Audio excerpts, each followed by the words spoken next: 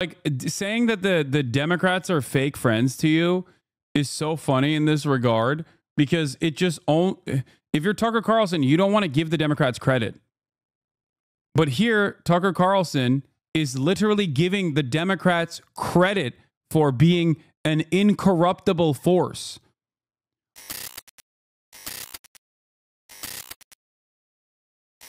Who gets cut from their agency. Yeah, I just showed Hasan a thing about SBF getting in trouble because he did that interview with Tucker Carlson, which is part of the please, please, pretty please get SBF a Trump pardon campaign. Yeah. And it turns out that he did not get permission from the Bureau of Prisons to do the interview with Tucker, so he got placed in solitary for it. Yeah. Which is, by the way, like, this has all been, I think you talked about it earlier, right? Like, this is SBF's plan.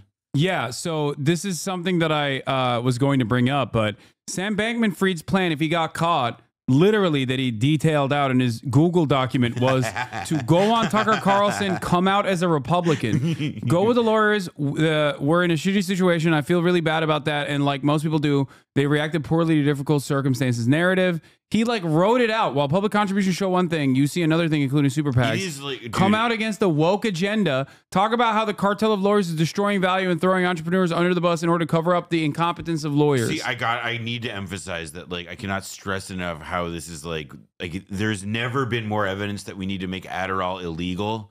We need to not let anybody have stimulants ever again, because this is just like the most like methed out logic I can imagine. I can't help but notice that one of my most common statements is once again proven here, which is it is the easiest audience. It is the most malleable dullards on the fucking planet. All you need to do is say, I hate woke, I hate gay, I'm Republican now, and they will welcome you with open arms. I mean, nobody grifts to the left. We need to come up with like a list of like the people who've done this, like, because I'm thinking Rod Blagojevich, Eric Adams, the Russell Brand. Russell Brand. Oh, yeah. Well, he's the best. I mean, Russell Brand is like such an obvious version. He went from being like, we need to set fire to the patriarchy, to like being like, buy my Christian crystal, so that you don't get like you don't get solar AIDS or whatever. Kid Inspect. That was another one. Dr. Kid Inspect. Yeah.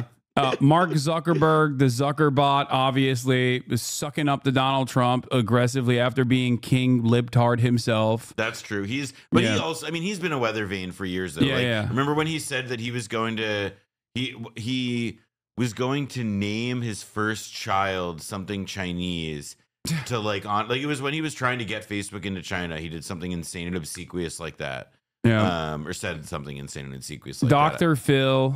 There's so many versions of this, which is like Adam Carolla was always Lindy Lee. If we're looking at political operatives, Lindy Lee is my goat. Yeah. Lindy Lee rules. Lindy Lee was always like a fraud and an idiot, and then she like realized she was on the losing team. So then she started, as Dave Weigel's pointed out, like she is basically just rehashing what she reads in the newspaper, presents it as insider Dem information, and that has made her like the Democrat whisperer on the conservative media circuit. It is amazing how good she is. It's that easy. It's that easy. That's why everybody always does that. Like overwhelming majority of content creators as well that have like made a very weird pivot. Like either they were super silent about politics this entire time, or were somewhat woke even. I think some people, I'm seeing chat through some names though that are like people who just like were conservatives. They weren't vocal about it. I think like we're talking about like people who were like Team Coke and they switched to Team Pepsi. You know, like it's about like you wore the trappings of one thing. The situation changed. You changed. Life got harder. Your kids stopped talking to you, whatever, and now you're Republican. Arguably, by the way, I know that a lot of people now are looking at like Elon's South African background and his earlier beliefs to like kind of rejudge him a bit. But like the reality is that Elon's adult life has mostly been spent being a lib guy. Yeah, no, in 2018, there's that famous Tesla post of Tesla values LGBTQ. And then, yeah, of course, I mentioned Russell Brand. Fetterman is a different one because I think he did get hit with the heart attack gun. He got hit with the stroke that makes you not woke. But overall, like Elon used to be a massive advocate for like LGBTQ stuff. And look at him now. Like he was defending it. He was like, if you don't like gay people, you don't buy my Teslas. you know, that kind of thing. And now a couple years later, he's like, look at him. He's like, oh, we're going to kill the AI. I saw a tweet about this actually. Like, this lady was like, Elon has supported his trans daughter basically her whole life until 2020 when he decided like he wanted to be right wing, and then literally disowned her.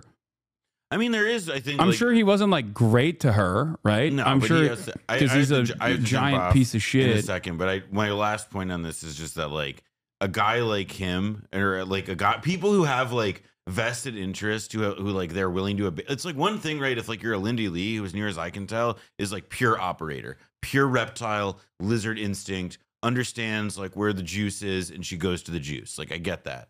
But the people for whom like it's not so immediately clear to me or whatever, it has to be like, that's where I think of it as like, wow, like you're just like Gavin Newsom's 13-year-old son. Like this bullshit worked on you. Like you were the mark. Except that's not true. His daughter's written about how he was never present in her life. He's always been a reactionary shitbag. He just played lib for sales.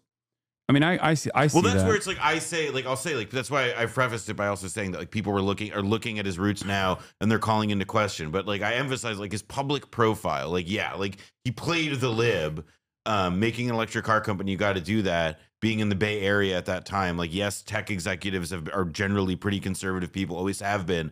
But like he coded as lib and didn't really seem to try like he was ever going to code conservative. It's just that then like the situation very much changed. Yeah, it's just it's a very easy market to market yourself to.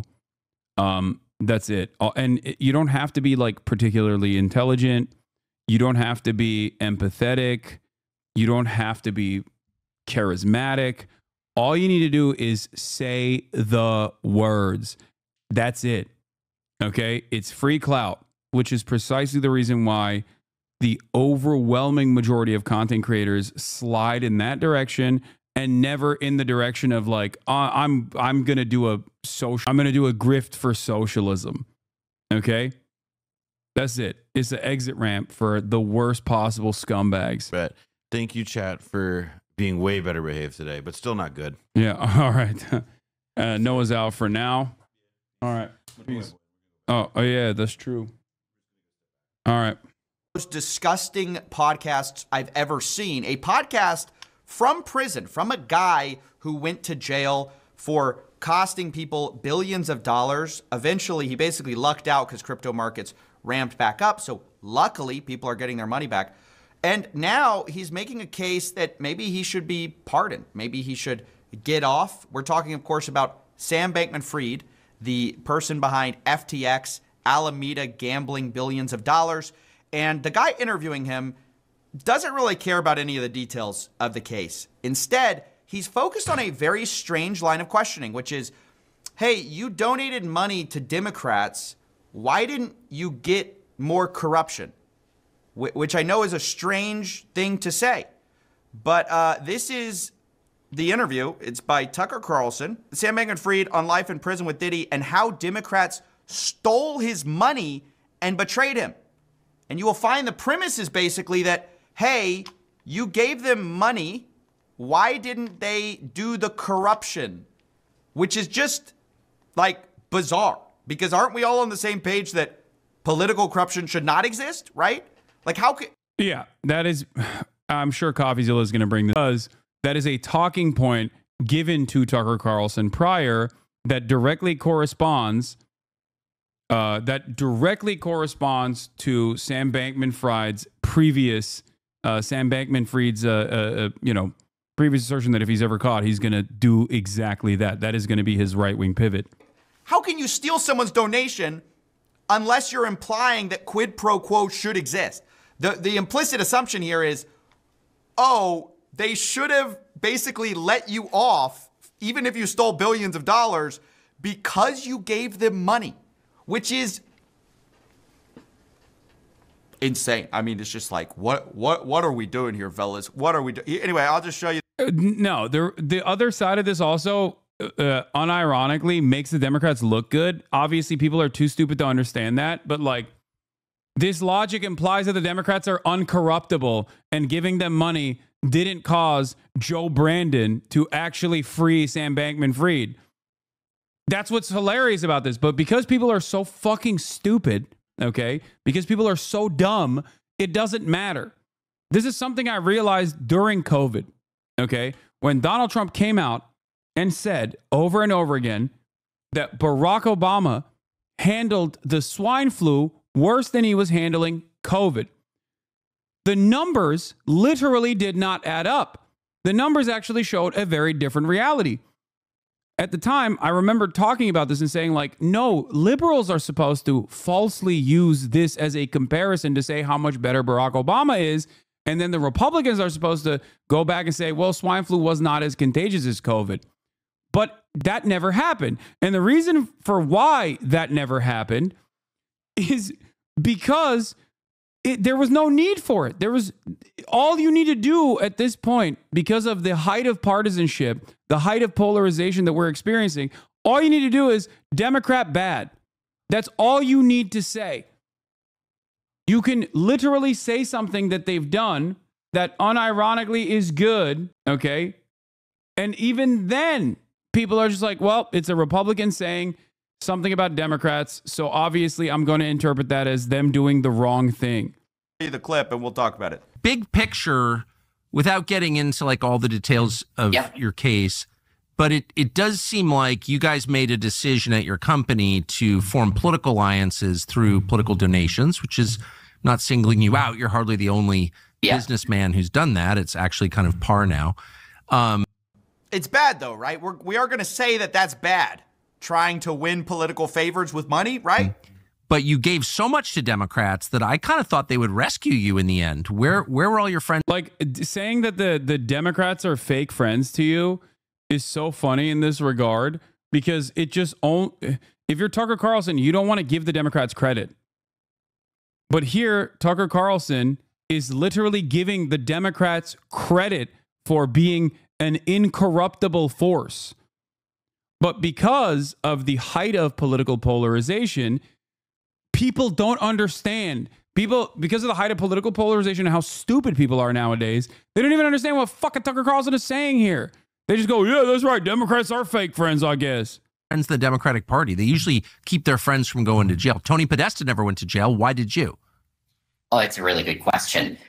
Obviously, I can only guess at the answer to that. I can only speculate because I'm not in their minds. The answer is it was billions of dollars of fraud. What are you talking about? Why weren't you rescued from, your billions of dollars of fraud because you gave some money to different? Isn't that what we all want? What is this? And then, by the way, my favorite part about this is the rationalization of basically Sam's going to say, well, maybe I wasn't Democrat enough. And maybe if I had been no. Yeah, the reason why he's saying that is because, once again, he spelled that out in this Google Doc. He spelled it out. While public contributions show one thing, you see another thing, including super PACs.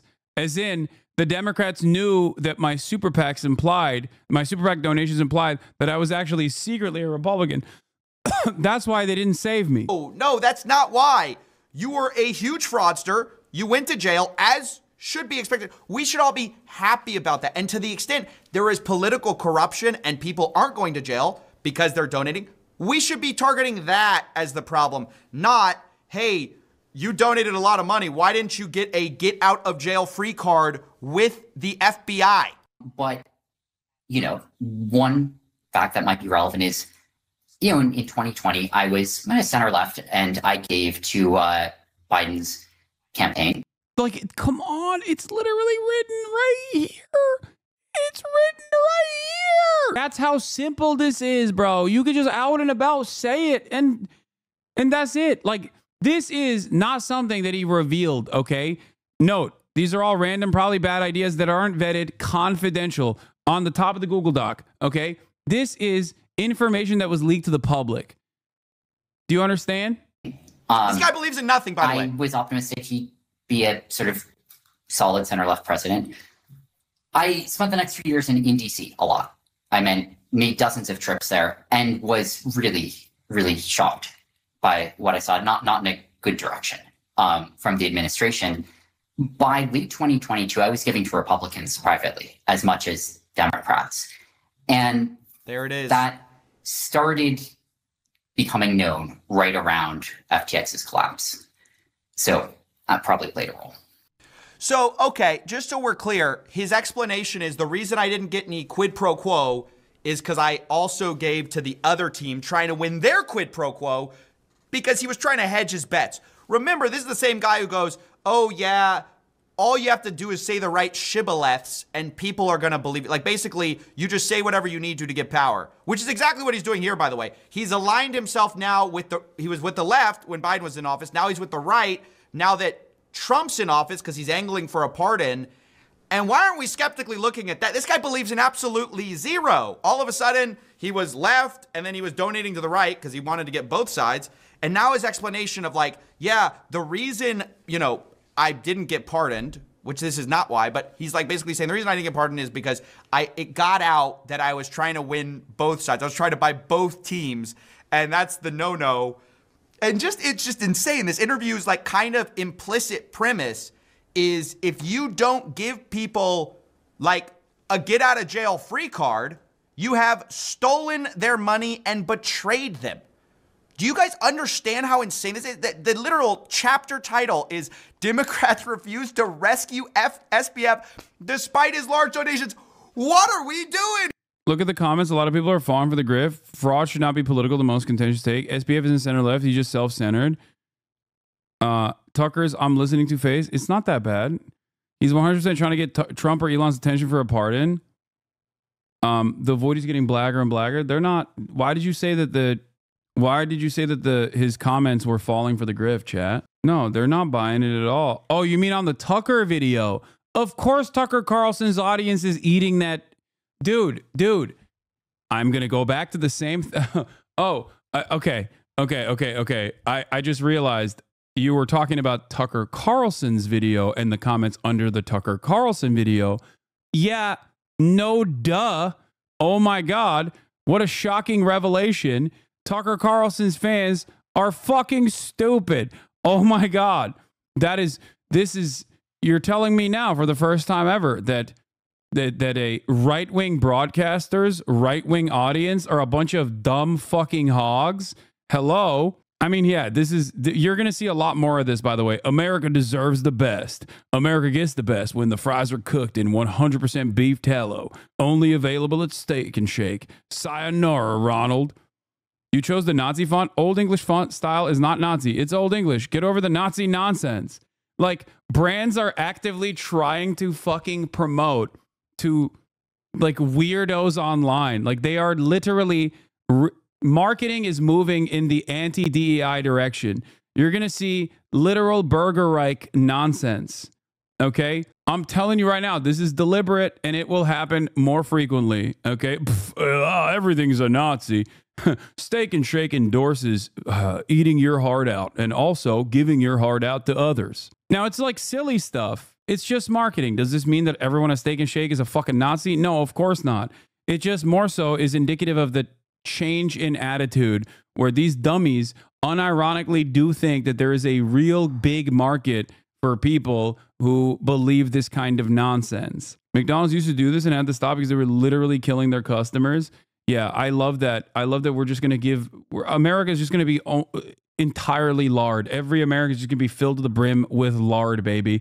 Let's go. Fantastic. Here, fellas. And look, I've got to, I don't want to do this whole, by the way, I despise this politics stuff. I don't like it. I do not like it. However, we cannot ignore the fact that fraudsters are basically walking free left and right because of political contributions or at least it doesn't hurt them. I am, of course, talking about Justin Sun, who got charged by the SEC basically a couple years ago for pretty serious fraud claims. Market manipulation, wash trading, things that hurt like real customers. This is not some political anything. It's just like, hey, you committed fraud, or it looks like you committed fraud. We're going to go after you. That's sort of the idea that the SEC's indictment would have you believe. Now, it just so happens to be that Justin Sun, same guy who got indicted, donated a ton of money to World Liberty Financial, which is the Trump financial project. In fact, he donated so much money that the guy who leads it, the founder, claims that World Liberty Financial's success came partly because of Justin Sun.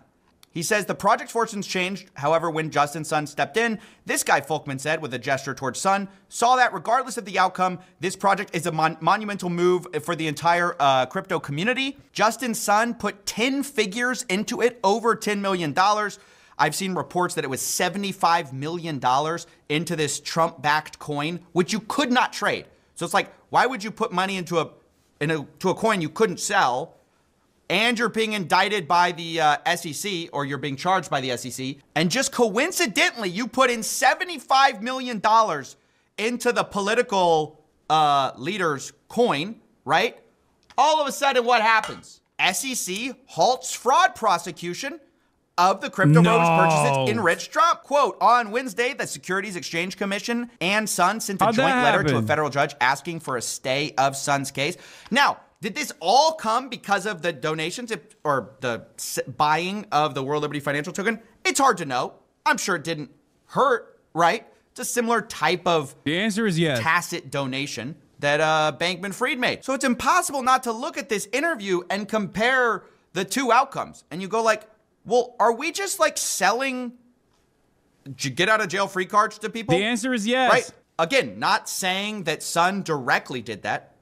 But indirectly, if you literally are credited with like the turnaround of someone's entire crypto endeavor, and then all of a sudden you get let off being prosecuted, we have to look at that skeptically. Like, it's, come on, let's put two and two together a little bit. But it's insane to have a podcast where instead of like seeing that as the problem, like Justin Sun getting off after makes projects very wealthy, instead of seeing that as the problem and maybe something that politically is corrupt, we go, well, why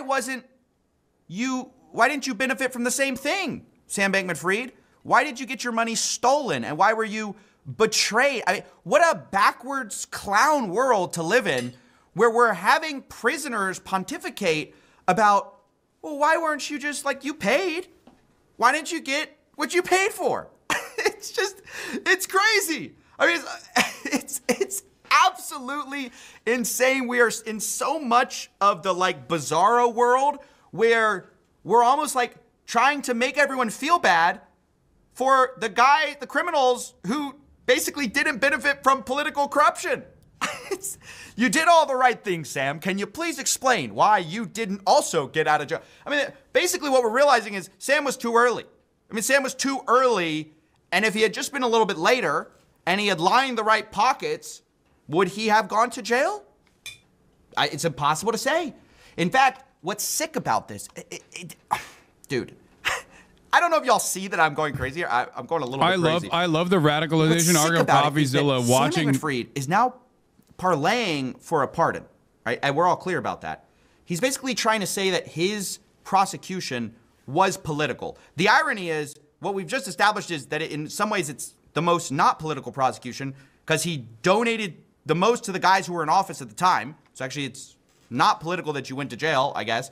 But now he's trying to say like, oh, what happened to me is maybe similar to what happened to Trump. Maybe I was politically prosecuted. Biased judges in terms of prosecutorial abuse, and in terms of sort of the politicization of the DOJ over the last decades, and I would say speeding up recently. And do you think your child is part of that story? I think that's a piece of the picture. How could it possibly be a piece of the picture? And now he's sort of going the whole, like he's aligning himself with the guys in power for the same reasons he did it the last cycle. And we're sort of credulously interviewing him on podcast after podcast with very little pushback beyond, hey, do you feel like you got cheated because you didn't get the same deal that, maybe other people have gotten where they paid their way out of their problems? Now, not only was this crazy to watch Sam say this, there's also just sort of no pushback on Sam's kind of discussion of, he's sort of asked like, oh, do you think you're the biggest criminal? Sam says no, and then And then there's not really any pushback because I'm not sure Tucker understands the details or cares about the details. And like, my only view is, look, interview whoever you want. But if you're going to interview one of arguably the biggest financial criminals of the last decade, you should know what he did. Like, you should know the details, right? If you're going to do journalism, instead of just being like, well, do you think you did it? No, I don't. Okay, well, I don't want to get into it. Being as honest as you can, do you think you were the biggest criminal in the crypto business? I don't think as a criminal. So certainly the answer to that is no. I mean, I think the DOJ thinks that I may have been, but I don't share their viewpoint. Well, yeah, you're in jail. They definitely, that's their claim anyway. But I wonder, and I'm not, I've certainly criticized your business and other businesses like it in the past. And again, I'm not even getting into the details of your case because it's like Byzantine, but. No, not but. Not but. What do you mean? Hey, I'm going to ask you if you're a criminal. You say no. Well, I don't want to get into the details because it's Byzantine. What? This is double exposure for Tucker Carlson because it once again shows that he is obviously a right-wing propagandist with no interest in like the truth, right? But he's also a guy who is still very much not independent from the Republican Party and very much still operating alongside like Fox News while seemingly retaining his independent status. No independent guy is gonna, no like independent reporter Tucker Carlson is gonna go and like do this kind of defense for Sam Bankman-Fried and unveil him as a newfound right-wing guy who's attacking the Democrats. That's it. It's just so weird. And I'm just like, why does this interview exist? It's not like Sam is a darling of the right. He's trying to make himself one. I don't even understand what this piece of media is or what it hopes to achieve. And I'm just sort of frustrated because now the new playbook for scammers and people like the Tate brothers who are accused of horrendous actions is just to cry political prosecution, and it's sort of working. So it's infected my sphere of influence where I talk about scams, and these scammers are now saying, with no seeming cause, they're like, well, I'm politically prosecuted. It was all politics. And so now I feel like I have to talk about it. I can't have, Sam Bankman-Fried from prison angling for some kind of pardon with a guy who has no idea about his case. And it's just like, I have to talk about it. I don't want to talk about it. Why? It's stupid. It's stupid. This isn't a political thing. Fraud should not be political. Scams should not be a political issue. We should hate them equally on both sides. And the same is true of corruption, which is kind of a type of scam where you get away with something for no reason. Other than you've aligned yourself, you've lined the right pockets. These should be universal issues that we all agree on. So it kind of disgusts me that I have to even talk about it, but we can't trick ourselves into like what's actually happening here. Why is Sam going on these podcasts? Also, we played this Sun interview. Why is he going on this podcast? Is it because he just loves talking, or is it because he's trying to align himself and trying to claim like political prosecution to try to get a pardon, even though we've already gone through the litigation of establishing that he's one of the great financial criminals? I'm not trying to be annoying. I just want to know, how do we obtain SBF's strategy if he got caught? I think it was court documents. Like, it was revealing court documents. Criminals of our time. Anyways, it's just insane. I mean, what a wild discussion to go, hey, you lined everyone's pockets. Why'd they steal your money and betray you when you committed crimes? We are in a, yeah. Dude, I feel like every day we sink more into this black hole, the void, you might say.